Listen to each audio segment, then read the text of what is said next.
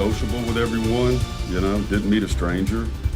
Tonight, as Nolan Wells' death draws national attention, the people who knew him best are refusing to let his story be reduced to a headline. The questions surrounding his death remain unanswered. Officials are urging patience for facts while his family continues to demand answers.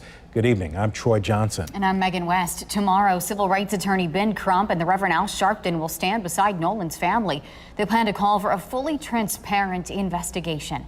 The 18-year-old Southwest Community College student was found dead near Horn Island after spending the 4th of July with his friends. Only on 16 WAPT, our Kamari Hamer spoke with Wells' football coach and is in the studio now with how he's remembering him. Well, Megan, the coach tells me that Nolan was the type of player that any coach would want on their team. And as the family continues to search for answers, the team is also showing some support. Nolan Wells was getting ready for another football season, another chance to chase his dream of playing at the next level. He was supposed to report back to Southwest Mississippi Community College. Instead, his team is preparing to say goodbye.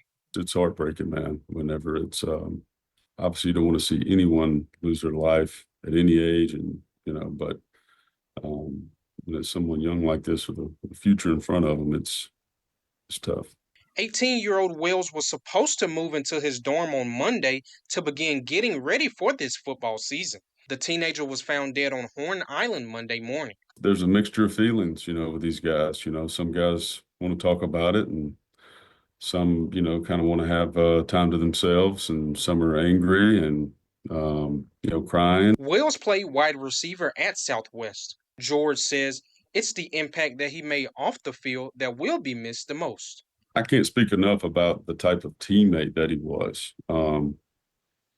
These players here, man, it's really, there's guys that are, all the guys are heartbroken that were here last year. At his position meetings, the wide receivers, nobody will sit in his chair. George describes the student athlete as a person full of life and always willing to put others first. He was a guy that never had a bad day, never. Very, very sociable with everyone, didn't meet a stranger. He would pop up at my office and come sit on the couch just to hang out and talk. George says Wells was a part of his first recruiting class at Southwest, and he believes the example Nolan set will continue to shape the program for years to come. When you step into a situation in a program that you just got hired into that hasn't had a lot of success, and you're having to, set the culture, Nolan is that guy that's going to help you set the culture of the program with the standard, consistently doing things right. And Coach George tells us Nolan did have plans of continuing his football career after his sophomore season at Southwest Mississippi Community College. Live in the studio, Kamari Hamer, 16 WAPT News.